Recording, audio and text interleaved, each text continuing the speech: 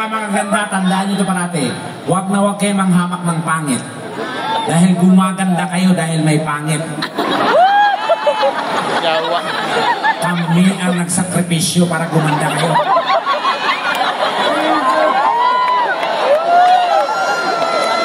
Sorry. Yan, para may dignigan mo yung mga pangit. Thank you, pangit ka. O at least, pero, may talent.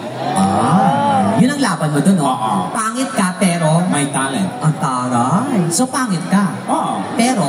May talent. Pangit ka ba? Pero may talent. Pangit! May talent.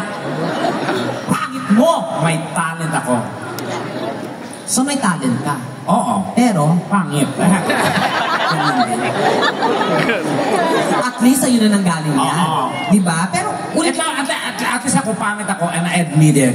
yes. Ikaw naman. Kasi, Inaabit to. Ako hindi ko sasabi. Si Donita kasi. Shut up. yes, I up.